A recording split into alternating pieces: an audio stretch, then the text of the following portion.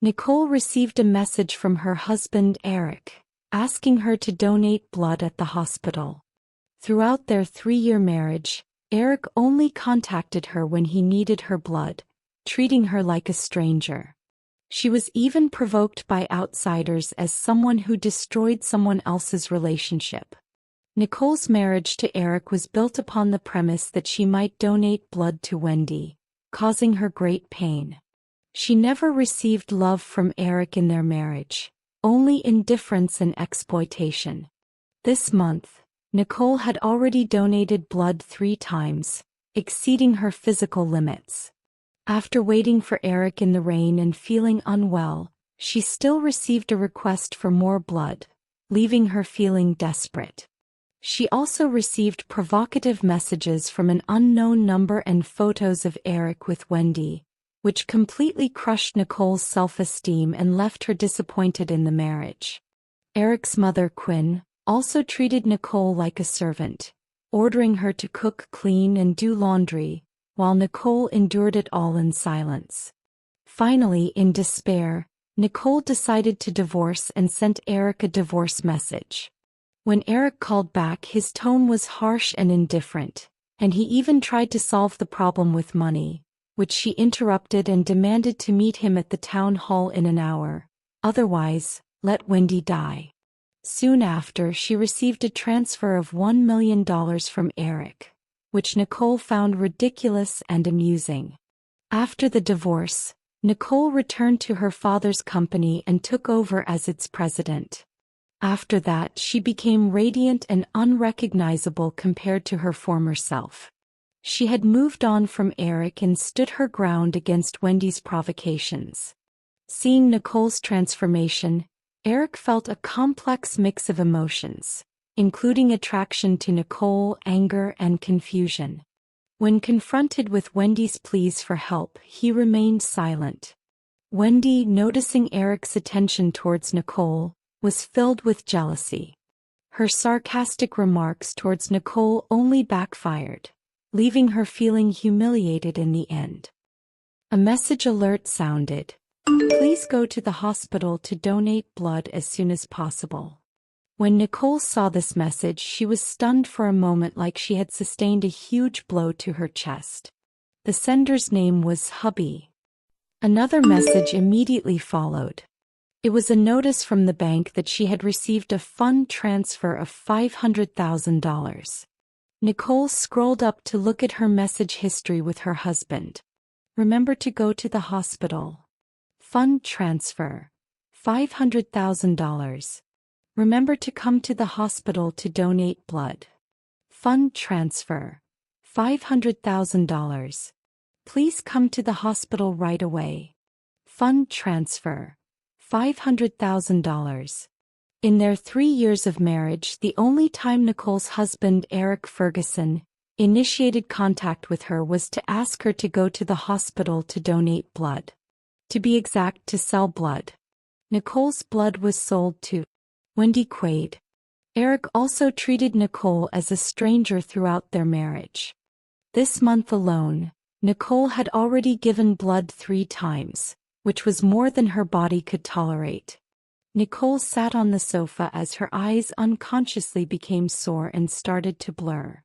Yesterday, while she was waiting for Erick to get off work, she stood in the rain for more than an hour, so she was feeling unwell and dizzy today and did not go into the office. Erick probably did not know that she had a fever either. She coughed and held her phone, hesitating whether to reply. Suddenly, an unfamiliar number sent her a message that crushed her last ounce of perseverance and self-respect. Even if you are Mrs. Ferguson, you're just a front and shamelessly occupy this position for 3 years. Has Erick ever looked at you once before? He slept over at my place last night. If I were you, I'd find a rope to hang myself. You're just an interfering homewrecker. A homewrecker? Nicole suddenly felt suffocated, depressed, and shaken. Nicole was Erick Ferguson's legal wife. She gave up her family and friends to marry this man for 3 years, yet she was labeled a despicable homewrecker? Once again her chest felt like it was crushed. All those accumulated feelings for Erick throughout her humble days as his wife suddenly shattered into pieces. Following that message, a photo was sent to her phone. It was Erick's calm sleeping face.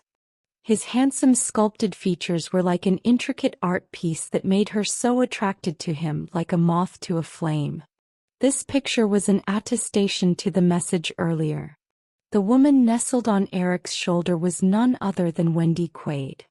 Although both of them have their eyes closed, the curled-up corners of Wendy's lips showed her wakefulness at that moment. They looked like a pair of intimate lovers. Her phone suddenly rang. It was a call from the Ferguson villa. When Nicole habitually picked it up, Erick's mother, Quinn, curtly ordered her around. "Nicole, did you forget what day it is? The maids are off today, so hurry up and come over to cook for us." Nicole sneered and hung up the phone without saying anything. Sachtijfindovel.net website on GGL to access chapters of novels early and in the highest quality. She had been walking on eggshells around Erick Ferguson, trying to maintain this fragile marriage. At the office, everyone underestimated her, but she still did her best to play the role of Erick's secretary. At home, Erick's mother and sister looked down on her unknown origins. They were mean and picked on her every chance they could. They ordered her around, asking her to cook, do the laundry, and even clean the house. Nicole, who was supposed to be the young madam of the Ferguson family, was treated like a lowly servant. She stayed meek and obedient. She also never complained about any of this to Erick for fear of troubling him and putting him in a difficult position. She had endured so much that she was desensitized to it. Regardless of how much others despised her, Nicole was still willing to persist and endure all of it for the sake of Erick Ferguson. However, for the past 3 years, Erick never seemed to remember that she was his wife. The extent of their communication was when he gave her work to do at the office, urged her to donate blood, and transferred money to her. At this moment, Nicole felt exhausted. She could not hold on any longer. This was not the first time Wendy Quaid tried to provoke her. In the past, Nicole could always laugh off those harsh and mean words, but this photo completely trampled over her self-esteem. Humiliation, loneliness, and a harsh cold engulfed her. Was my 3 years of marriage a joke? At this moment, Nicole's face was extremely glum. She had finally made up her mind. Fine. It's time for this joke to be over. Nicole scrolled through her phone and without hesitation she sent Erick a message. "Let's get a divorce." Although she was still feeling dizzy, she knew that this was the right decision. Erick called her immediately. Nicole had already expected his wrath at this moment. The man's voice was harsh and cold as he said, "Nicole, what are you making a fuss about? How much do you want? Just state a price." The doctor said that Wendy's in critical condition. Nicole forcefully suppressed the dizziness and interrupted his words. She smiled coldly and said in a hoarse voice, "Erick Ferguson, I'll see you at the city hall in an hour, or you can watch her die." She hung up after that sentence. Immediately after, she received another message. "Fund transfer. $1 million. Ha ha ha." Nicole laughed out loud as her tears gushed out uncontrollably. "This is absurd. It's just too ridiculous." Nicole put away her phone. She suppressed the pain in her heart and the burning sensation in her body, then braced herself and took a taxi to the city hall. Time passed by the minute. Erick Ferguson called Nicole twice, but no one answered, so he refused to call again. Nicole sat on a bench looking very pale. An hour later, Erick walked over with a stern, expressionless face as he looked down at her with his cold gaze. "What exactly are you dissatisfied with? I know that you've donated more blood this month, but I've already compensated you. Let's just get a divorce." Nicole lifted her head and met his cold gaze. Her voice was a little mute and she no longer wanted to speak to Erick anymore. They were never on the same page after all. Nicole looked at the prominent features of the man in front of her. He was handsome and tall, which made her fall head over heels for him, but he never once smiled at her. In the past she used to be cautious not to irritate him, but now when she saw his stern face she felt numb. Erick looked at Nicole with a grim face. He could tolerate all of her requests or demands, but he needed a reason. Does she genuinely think that she's the only one who can donate blood? Nicole, don't regret your decision. What I regret most is marrying you 3 years ago. Nicole smiled miserably. She finally thought it through, and her mind could not be any clearer at this moment. I've suffered enough in this marriage with Erick Ferguson. Enough is enough. It was near the end of the day, so there were only a few people in line, and they were the last couple. Their 3 years of marriage ended so hastily in a matter of minutes. The moment Nicole held the divorce certificate, her heart trembled a little. Erick did not say anything about wanting her to stay and did not even cast her a glance. Let's go to the hospital. He still did not forget to use her one last time. Nicole lifted her head slightly and suddenly laughed. Erick Ferguson, even if she dies in front of me in the future, I won't waste another drop of blood on her. Erick's eyes suddenly turned gloomy. How could you curse Wendy like that when she's sick? Don't forget, the condition of our marriage back then is that you'll donate blood at any time she needs it. At that moment, Nicole just felt like her heart was stabbed. She was overwhelmed with pain. Right, I could only marry him because I have golden blood. I promised to donate my precious and rare RH0 blood to Wendy Quaid whenever she needed it. Nicole's gaze flickered as she looked at him, but the man's eyes only had his usual indifference. Her smile widened until she finally laughed with unbridled coldness. I should have understood long ago that to Erick Ferguson, I am just a lowly walking blood bank. Erick Ferguson, I don't give a damn about being your wife. Don't worry, I'll donate my blood to her one last time and settle our accounts. She smiled enigmatically, then glanced at Erick and turned to leave. Erick's eyebrows were slightly knitted. He felt inexplicably irritable. He felt that there was something not quite the same with Nicole today, but he could not describe the feeling. It was like she was out of his control. In their 3 years of marriage, he thought that he already knew her well. She was clingy and persistent before they got married, but she became a meek and obedient wife after. Recently, Wendy needed more blood transfusions. He felt guilty about it, but Nicole had never refused, so he felt more relieved and thought of compensating her in other aspects. Regardless of her initial intentions of marrying him, Nicole was a good wife. Nicole suddenly asking for a divorce annoyed him, but it did not matter. Erick's dark eyes deepened as he got rid of the irritation in his heart. Forget it, she'll naturally come back begging when she can't survive on her own. Before Erick could say anything, Nicole hailed a cab by the roadside and went to the hospital. She found Wendy Quaid's VIP ward and pushed the door open. A few doctors and nurses surrounded Wendy and asked attentively if the woman was feeling any discomfort. When Wendy saw Nicole, her eyes flickered and she immediately looked delighted. "Nicole, you're finally here. You're not mad at me for always bothering you because of my poor health, are you? I was worried that your body couldn't take it." Nicole strode over to her with a cold and gloomy gaze. "You sent that text, right?" She went straight to the point. Before Wendy could answer her, Nicole slapped Wendy's face viciously. Wendy screamed and covered her cheek in shock. Erick's eyes sank, and his face was stormy as he yelled, "Nicole, what are you doing?" The man's voice was cold. He showed up fast enough. Was he so afraid that I'd hurt Wendy? Nicole thought. Wendy pouted and looked panicked.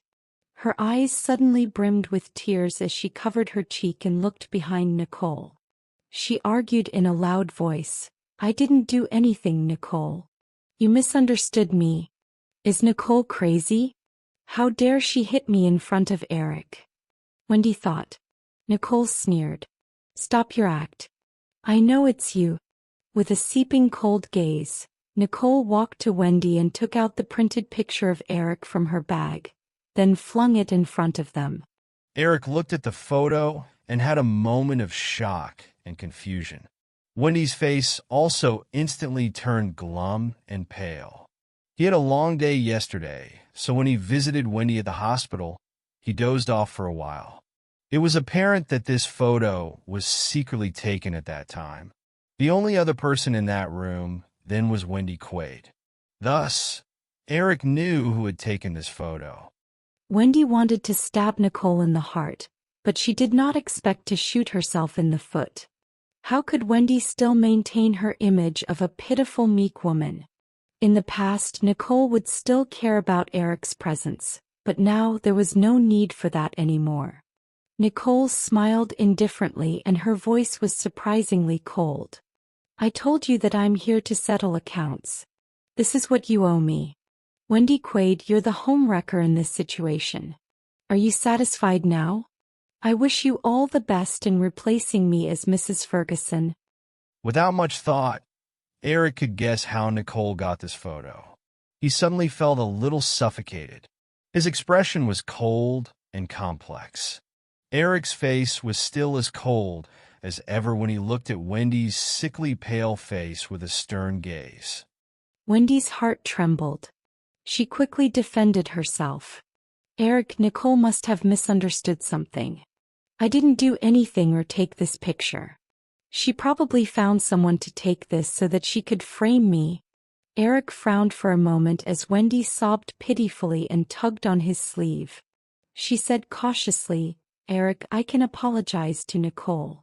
If giving me blood affects your relationship, I won't ask Nicole for blood in the future. I swear by Hendrick's name that I don't know anything about the photos. Hearing the name Hendrick, Erick's eyes flickered as he thought of his best friend's dying wish. The gloom on Erick's face dissipated a little. Nicole was too agitated earlier and shouldn't have hit you. Do you need a doctor to check it out? Wendy's cheek felt numb after being hit by Nicole, but she assured Erick that she was fine. Although Erick noticed Nicole's indifferent attitude and felt somewhat uneasy, he was more concerned about Wendy's physical condition, suggesting that they should proceed with a blood transfusion first. Erick planned to explain the misunderstanding caused by a photograph to Nicole later, as the current environment was not suitable for addressing it. Wendy felt relieved that Erick had chosen her, believing that Nicole had lost again. Nicole, however, was unfazed by Wendy's performance. She asked the doctor if Wendy really needed a blood transfusion, and the doctor, under Wendy's glare and Erick's vigilant gaze, confirmed that she did. So, what are you waiting for? Go ahead with the blood draw, Erick ordered coldly. Instead of immediately following the doctor, Nicole suddenly lifted Wendy's blanket. Nicole discovered Wendy's pretense of injury to trick her into donating blood. You get injured 4 or 5 times a month. I see. You just want to drain my blood dry, Nicole said coldly. Too bad. You won't have such opportunities anymore in the future. Let Erick remarry some fool to be your new mobile blood bank. Furious, she left the hospital room. Nicole felt extremely wronged, tears streaming down her corners. She took out her phone, summoned her strength to make a call, her voice choking with emotion. Big brother. The other party could only hear her voice, sighing silently, his tone full of doting. Where are you? I'll come pick you up. A few minutes later, a noble and refined man, accompanied by a group of mysterious black-clad individuals, carried the unconscious woman out of the hospital and left quietly. Erick questioned the attending doctor and learned that it was Wendy's orders. Thinking Nicole insisted on a divorce due to a misunderstanding about his relationship with Wendy. He wanted to explain but found that Nicole was off the grid and missing, so he sent people to search for her. When Nicole woke up, she found herself in a familiar room. She had returned to her father, Freud Stanton's side. Her father assertively stated that the Stanton family would support her. Under the persuasion of her father, Freud Stanton, Nicole decided to honor their agreement and return to take over as the company's CEO. "Nikki, do you remember our agreement? If that jerk doesn't fall for you within 3 years, you'll come back and take my place as the CEO. Now you must keep your end of the bargain, okay?" She finally bid farewell to her past humility in front of Erick Ferguson and embarked on her career path. Her best friend, Yvette, couldn't wait to see her and congratulate her on the divorce. They chatted for a long time and Yvette even examined Nicole's divorce certificate. Nicole needed to retrieve some important documents at Erick's house and went back to get them, with Yvette accompanying her. However, they encountered Erick's mother, Quinn. Quinn was dissatisfied with Nicole bringing a stranger home and mocked Yvette. Nicole demanded that Quinn respect her friend, which enraged Quinn. In the Ferguson household, Nicole had always been walking on eggshells and never talked back to Quinn. "How dare she scold me in front of outsiders now? This lowly, unknown woman dares to talk to me like this," Quinn thought to herself. She shouted in anger, "Respect? Do people like you deserve respect? Nicole, you should be grateful that our family accepted you as a daughter-in-law. You had such a good life with us. Have you forgotten where you came from? This girl you brought back is probably just like you. You both reek of poverty. Get out of my house before you dirty my floors." Yvette was angered by Quinn's words and pushed her. Quinn threatened to kick Nicole out of the house, while Nicole made a decisive move to leave and announced that she had already divorced Erick. "I forgot to tell you, I've already divorced Erick Ferguson. Even if you kneel down and beg me with tears, I won't set foot in this house again." Without hesitation, Nicole left. Quinn stood there in shock. A divorce? Nicole agreed to a divorce. After Nicole left, Quinn called her son Erick, who was surprised and eager to know where Nicole had gone. When Erick returned home, he found that Nicole had only taken her own documents. A sudden feeling of chest pain hit Erick, and his frustration intensified. Quinn claimed that the $10 million dream necklace was missing and insisted on calling the police. Erick furrowed his brow. "Don't call the police. It wasn't her. Maybe you left it somewhere else." Nicole had never asked for the safe's password, so how could she steal the necklace? Moreover, it's just $10 million. It's not worth much, so what's the point of stealing it? As Erick pondered this, he couldn't even remember if he had ever given his wife any jewelry during their 3 years of marriage. Then Erick drove away, feeling uneasy, while Quinn was unwilling to let Nicole off easily. After leaving, Nicole and Yvette returned to Stanton Mansion and met Nicole's eldest brother, Grant Stanton. Grant had brought Nicole an 8-figure, domestically exclusive limited edition bag that hadn't hit the market yet, and also bought Chanel customized perfume for Yvette. Grant informed Nicole that her second brother was abroad participating in a confidential scientific research project, and her third brother was attending a film festival.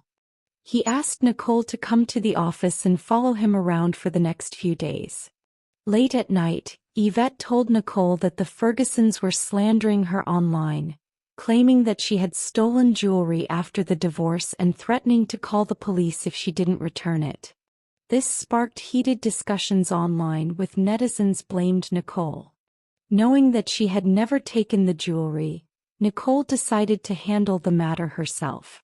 In the morning, she logged into her social media accounts and posted photos and a statement, lamenting that she had been blind to marry Erick Ferguson in the past. Nicole posted photos of Wendy Quaid and Erick Ferguson sleeping together, along with an investigative report and photos from a private detective showing that the Daydream jewelry was in Ingrid Ferguson's possession. This turned the tide of the situation that had originally been unfavorable to Nicole, and netizens began to support her. making the Ferguson family the main characters of the scandal. Erick Ferguson was extremely angry upon learning about this, demanding to know who had used the company's main account to issue the statement. Upon finding out that it was his mother, Quinn, who had instructed it, he decided to fire everyone in the PR department. Meanwhile, Erick was upset about Nicole's statement and angry at his mother for blaming Nicole. Erick's face darkened. I didn't expect Nicole to be so capable. Mr. Dear Ferguson, does she think this is my idea? Something I asked for? The man's face was tense, his eyes cold and stern. Suddenly, his phone rang, and seeing that it was his mother calling, he hung up without hesitation. She caused such a huge scandal without even letting her call the police. If Nicole hadn't found the whereabouts of the daydream, she would have been accused of theft. Thinking about this, Erick felt even more furious. The phone kept ringing, and Erick glanced at the caller ID again, frowning. It was his dad. Tell Nicole to delete that post immediately. Isn't this embarrassing enough? Delete it now. Charles Ferguson's voice was low, struggling to suppress his immense anger. Charles Ferguson demanded that Erick tell Nicole to delete the post, while Mrs. Quinn railed against Nicole. Erick stated that they were divorced and Nicole was in the right, adding that his mother should apologize to Nicole now. After divorcing Nicole, Erick Ferguson was in a foul mood. He tried to find Nicole, but to no avail. Erick slammed his phone down on the table, causing a loud clang. He stared coldly at Mitchell. Go find out where Nicole is. I need an answer in 15 minutes. Feeling like he was about to lose his job, Mitchell hung his head even lower. Mr. Ferguson, I had someone check on Ms. Nicole's whereabouts. She doesn't seem to be in Atlanta. There's no trace of her anywhere. Erick's thin lips tightened, and his face darkened even more. Half an hour later, Ferguson Group deleted the statement involving Nicole and issued an apology, claiming it was all a misunderstanding, but they didn't mention Erick and Nicole's marital issues at all. Even so, the effect of this action was minimal.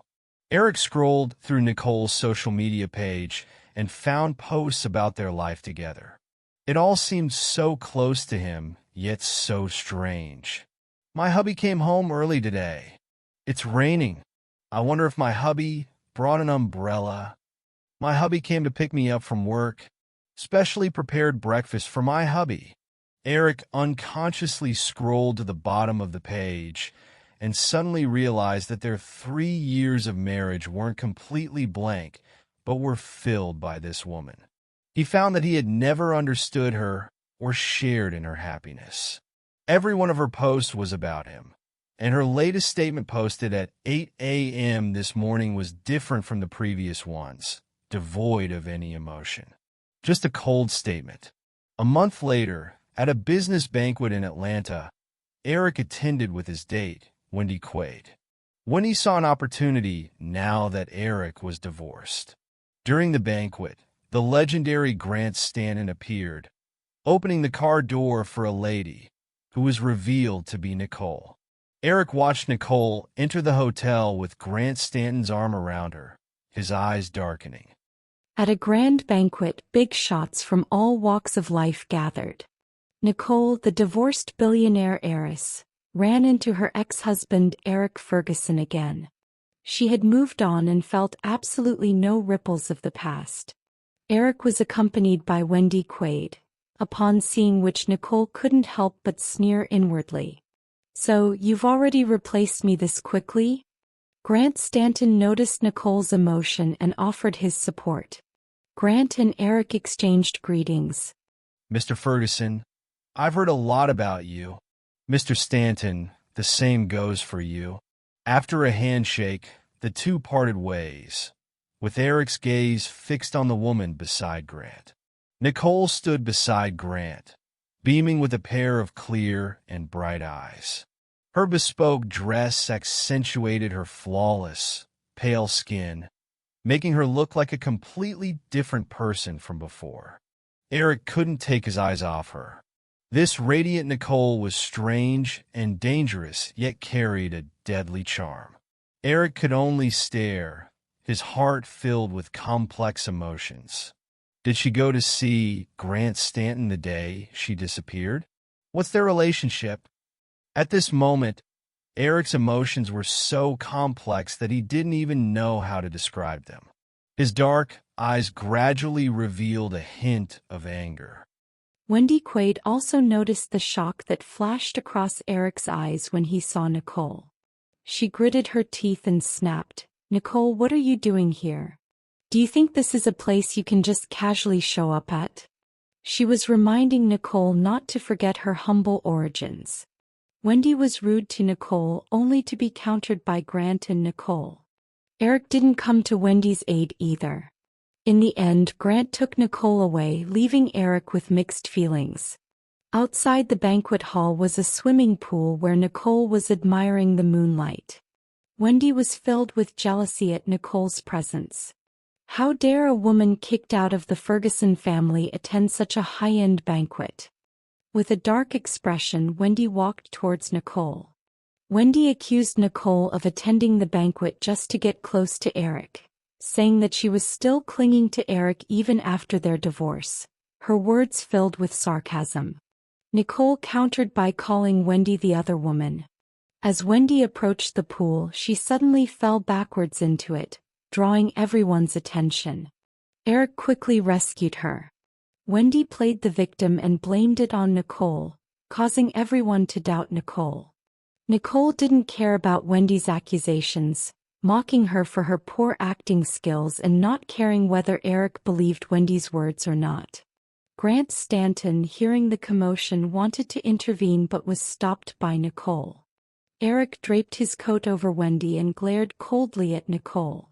Just as Nicole was about to turn away, Wendy suddenly got up from Erick's embrace and grabbed Nicole's arm. Wendy wasn't willing to let go of this opportunity to clear her name and burst into tears. "Nicole, I know you don't like me, but every time you donate blood, Erick gives you money. What else do you have to complain about? Why are you still clinging to Erick after the divorce and tarnishing our reputation? You went to all lengths to attend this party just because you can't let him go, right?" The guests all looked at the trio with weird expressions. Doesn't Erick's ex-wife seem less innocent than she appears? Erick Ferguson furrowed his brow slightly, feeling that Wendy Quayle was being a bit impolite. He was just about to walk over and pull Wendy away when Nicole turned around with a cold face. Nicole dragged Wendy to the poolside, slapped her and threw her into the pool. "Since you're accusing me of something I didn't do, I might as well take the blame." She also poured half a glass of 1982 Lafite wine over Wendy's head. The guests were suspicious of Wendy's reaction to being thrown into the pool. "Did you just fall in by yourself?" Erick's dark eyes were icy and cold. Wendy looked panicked. "Of course not. Why would I frame Nicole? Can't you see that she's crazy and just wants to retaliate against us? Erick, don't you believe me? Don't you believe Hendrik?" Erick's gaze was deep as he looked at Wendy, and the threatening look made her shiver. "Let me take you back first." That's right, she wanted to leave as soon as possible now, fearing that Nicole might have other tricks up her sleeve. Suddenly, someone called everyone's attention to the upstairs. There stood Nicole on the second floor holding a large crocodile skin suitcase, smoking a cigarette and taking out stacks of cash from the suitcase to throw out.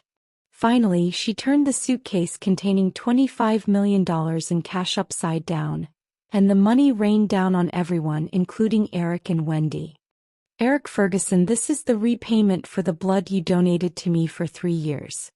Now I've paid it all back and there's no more debt of gratitude between us." Nicole's voice was cold and resolute. Erick's gaze was dark and deep, his mood extremely complex at this moment. Everyone now understood the situation. Wendy Quayle had previously claimed that Nicole was a gold digger after Erick's money, but in the blink of an eye, Nicole's powerful counterattacks had ruined Wendy's reputation. Nicole walked away radiantly while Wendy shivered in the cold, her teeth chattering. After Nicole left, Erick wanted to explain his relationship with Wendy to her, but he saw Grant taking care of Nicole. A dispute broke out between them. Erick asked Nicole to apologize to Wendy, but Nicole refused and Erick left in anger. In Erick's car, the driver noticed that an expensive digital billboard was looping a video of Wendy and Nicole at the poolside, showing that Wendy had fallen into the pool by herself, not pushed by Nicole. Erick's face darkened further, his gaze cold and gloomy because just a few minutes ago he had gone to Nicole to ask her to apologize to Wendy. This was Nicole's response to his request. Erick realized that he had misunderstood Nicole and was furious, deciding to send Wendy to France. In Atlanta's high society, Erick Ferguson crossed paths with Nicole. Nicole ignored Erick and left with her friends to catch the band's performance downstairs. The crazy downstairs band ignited the atmosphere and everyone was thrilled. Due to one member's absence, the band members invited Nicole to join them on stage. This song has just 3 minutes left, but Demon had his appendix removed so he couldn't make it. Without the violin, this song loses its soul. For the last song, we need a violinist to accompany the bassist, and there's no one else but you. Come on. Nicole was shocked. Me? You're the only one who's played with them before, so of course it's you. Do you really want them to fail? They're here because of you. Besides, don't you want to recapture that old feeling? The music was deafening and those familiar memories excited Nicole. She smiled and said, "Okay, I'll do it." Suddenly the lights dimmed, leaving only a spotlight on the stage. Band members Monster and Phantom were thrilled to see Nicole. Bassist Phantom started playing the rhythm. The highlight of this song was the duet between the bassist and the violinist, an absolute match made in heaven. If they weren't compatible, the song would lose its soul. Phantom delivered the melody with passion, enough to energize the audience. In the next second, the delicate and smooth sound of the violin merged seamlessly with the bass. When the drum beats suddenly ceased, the violin's tone became rough and powerful, deep and profound.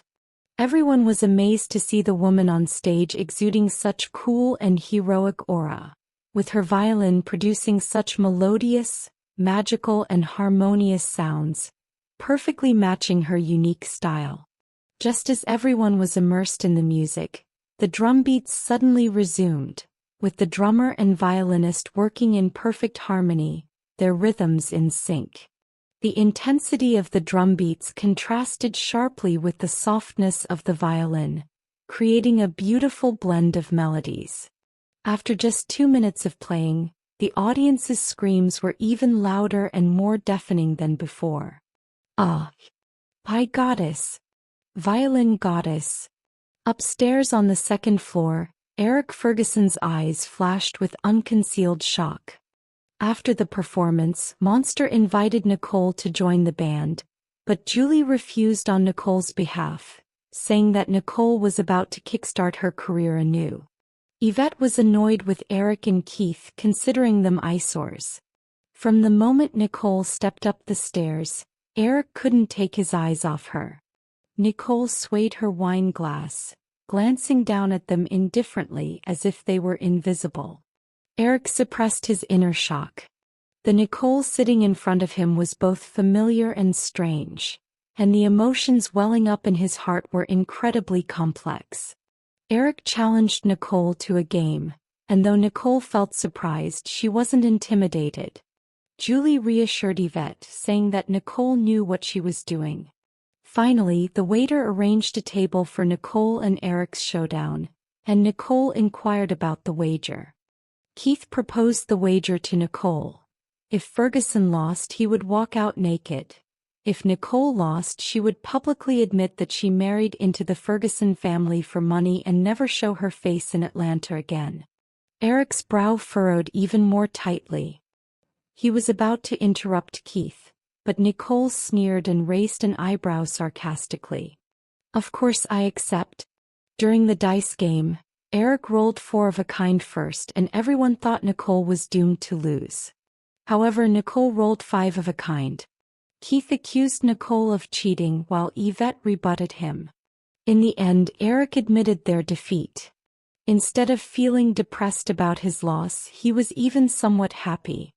After Erick left the dining table, Keith was in a pickle, receiving no forgiveness from anyone.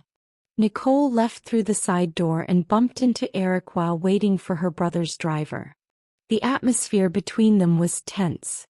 Soon after, Keith ran out of the side door naked and Nicole threatened him with a photo. Nicole's gaze was icy and her tone was stern. "If you dare mess with me again, I'll show this photo to the whole world. Do you think I'm still that stupid woman from 3 years ago? How dare you mess with me?" Finally, Nicole got into Grant's luxury car and left. However, as Erick recalled the events of the night, from Nicole playing the violin on stage to the poker game, his impression of Nicole, who used to be well-behaved and quiet, suddenly changed. Every move she made was so mysterious, as if a thin fog enveloped her, making her increasingly unpredictable. Thinking about this, Erick felt agitated again. Seeing Keith standing there, staring at Nicole's departing car, Erick couldn't help but frown and threw his coat over Keith's head, saying, "Come on. Aren't you embarrassed?" As Erick and Keith got into the car, Keith quickly put on his clothes while complaining, "Your ex-wife is really a femme fatale, ruthless and heartless. I can't beat her." Erick's face darkened as he overheard Keith's murmuring. His slender fingers pulled out a cigarette, lit it, and the swirling smoke made his eyes look dark and unpredictable. Yvette and Julie followed Lon out of the bar, and they looked triumphant when they saw the 2 men in the car. Lon took a few steps forward and came to the front of the car. Through the window, his lips curled into a rebellious and taunting smile. "You've been married for 3 years, but you don't know her at all. I guess Nicole is worthless in your eyes, huh?" He revealed a faint smile in his eyes, took a deep breath, tilted his head, and gave a charming and evil smile. "But you won't have to understand her anymore. In our eyes, Nicole is always the best." Lon gave a thumbs up and sneered with raised eyebrows. Erick squinted his eyes, his gaze sharp and threatening. "Mr. Carter, you're not interested in that woman, are you?" Lon burst into laughter and calmly met his gaze. "Yes, I'm going to pursue her. And thank you for letting her go, giving me this chance." Erick responded coolly, but his heart seemed to be stirred. Keith expressed confusion about Erick's marriage to Nicole in the first place. Erick told Keith to get out of the car and drove off alone, not in the direction of his office. Meanwhile, Yvette and Julie were delighted at Keith's plight. Julie recounted an experience of Nicole's when she studied in France. She had worked as a croupier in an underground casino and learned to play poker and dice, making a bundle of money in the process. This amazed and envied Yvette greatly. In the morning, Nicole woke up in the luxurious Stanton mansion and saw a plethora of extravagant clothes prepared for her by the servants. She then had breakfast with her father, Floyd, and her brother, Grant, where they discussed the scandal involving Keith Ludwig. Keith Ludwig was recognized after running out naked, and the Ludwig family was busy dealing with the online scandal, with their stocks nearing a crash. Afterwards, Nicole rode to the office with Grant, and Logan informed her that Samantha Lint was waiting for her there. Nicole pushed open the door and saw Samantha leisurely spinning in a chair, seemingly enjoying herself. For a moment, the atmosphere in the office was somewhat awkward. Nicole, citing her germophobia, insisted on giving the chair to Samantha. As Nicole turned around, Samantha gave her a fierce stare, secretly cursing in her heart. She thought, "You got this position by sleeping your way up. What do you have to be proud of? Samantha handed Nicole a project file, and Nicole decided to cooperate with her and instructed Logan to increase the prices in the proposal by 30%. Just then Yvette burst in with a huge bouquet of flowers, claiming that someone was pursuing Nicole and had sent them. Nicole received flowers from Lon Carter, and her assistant took them out of the office. Yvette investigated FH Group and found that it had become a shell company, owing money to the bank and facing auction. Yvette couldn't work for Nicole anymore because her mother had acquired a new cosmetics company and promised her a role in research and development. After work, Samantha prevented Nicole from bringing her assistant to a private dinner. At the private club, Samantha engaged in intimate interactions with Chairman Ziller, the chairman of FH Group, making Nicole feel disgusted. Samantha wanted Nicole to produce the contract with FH Group and sign it, but Nicole increased the commission rate, which made Samantha and Chairman Ziller extremely dissatisfied. Nicole questioned Samantha's position, pointing out that everything could change before signing the contract, and suspected that Samantha had a private agreement with Chairman Ziller. Mr. Ziller tried to lure Nicole with even lower contract terms and offered a used Audi as a sweetener. Samantha was also there, persuading Nicole to leave Grant Stanton and side with Mr. Ziller. Samantha instructed the waiter to slip candy into Nicole's drink, unaware that Erick Ferguson was nearby and had discovered their scheme. As Mr. Ziller got fresh with Nicole, suddenly, someone tugged on her wrist fiercely and a cold voice came to her ears. "This wine is spiked. Did you drink it?" The handsome face and towering figure standing in front of Nicole at this moment was Erick Ferguson, the man she had had a crush on for 3 years. Nicole was taken aback at first glance, but quickly regained her composure. Why is he here? Maybe it's just a coincidence, Nicole thought. Nicole wasn't selfish enough to believe that Erick Ferguson had been watching her every move, waiting to rush out like a hero to save her. "Mr. Ferguson?" Mr. Ziller stood up, trembling with fear. Erick's face darkened and he glared fiercely at Mr. Ziller. "Do you want to die? I can grant your wish." Just as Erick was about to confront Flint Zeller, a figure suddenly appeared behind him and kicked Flint Zeller, who had just stood up, to the ground. It was Carter, who had also sent flowers to Nicole. Mr. Zeller was terrified and fled, only to be hit by the Audi key Carter threw at him. Erick demanded to know why Nicole had attended the dinner despite knowing there was something wrong with the wine. Nicole thought he was just looking for an excuse to lecture her.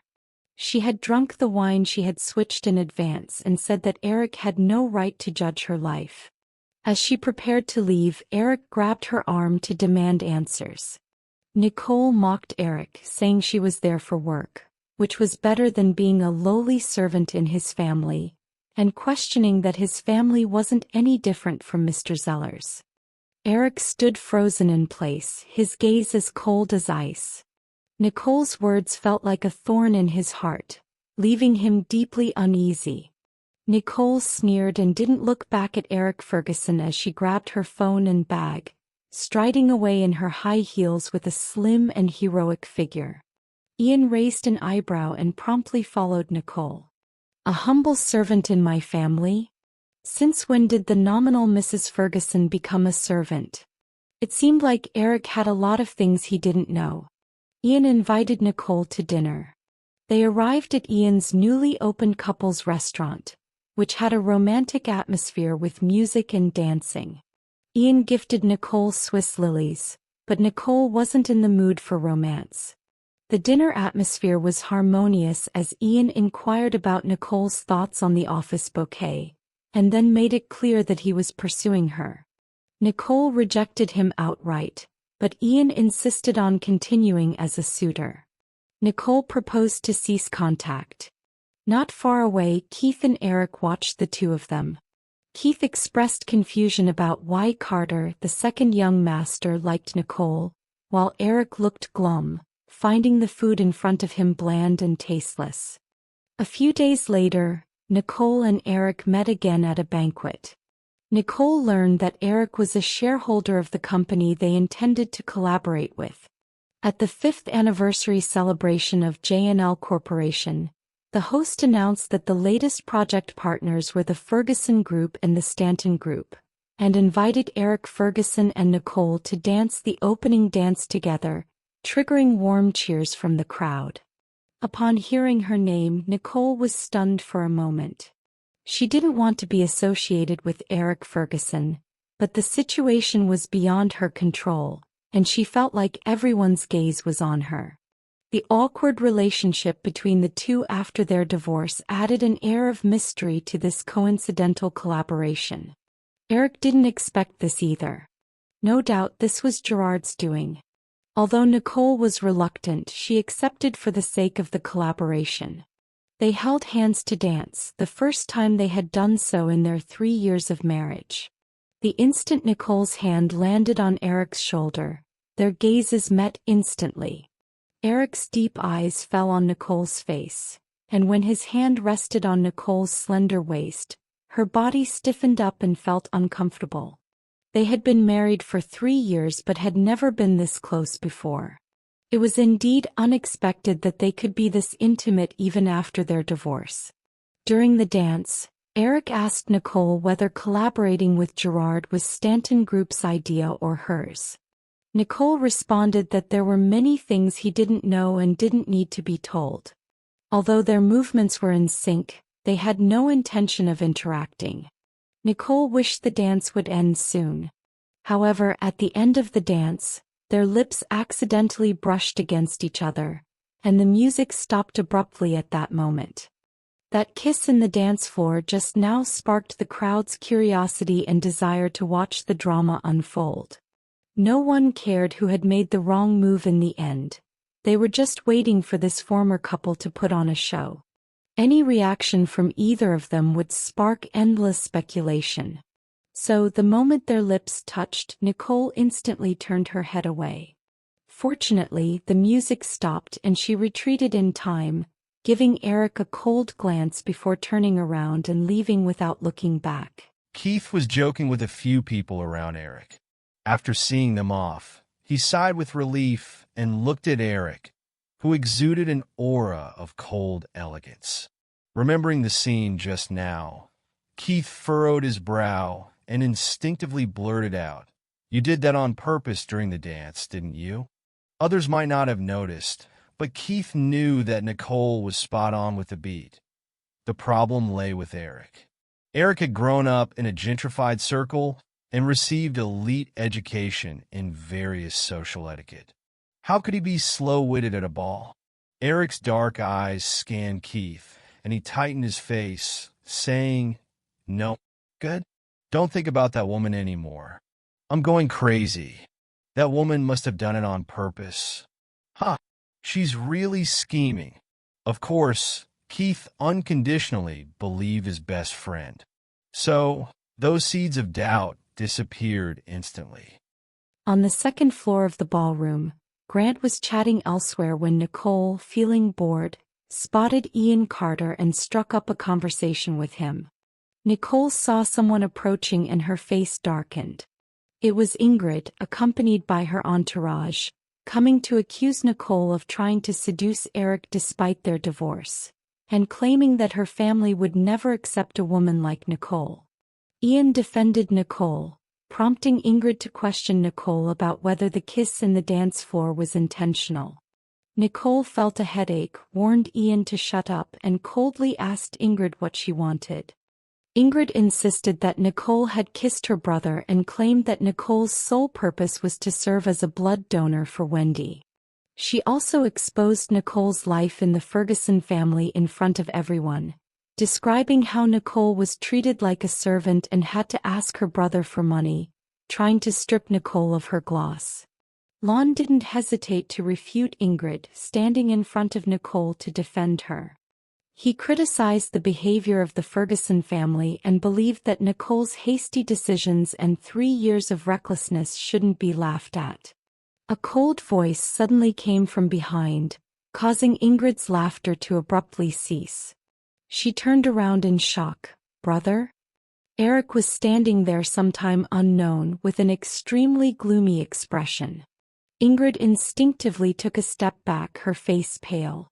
Quinn had already warned the maids in the Ferguson villa that they must never discuss what kind of life Nicole lived with them, and Erick would never have the chance to know because Nicole would never tell him.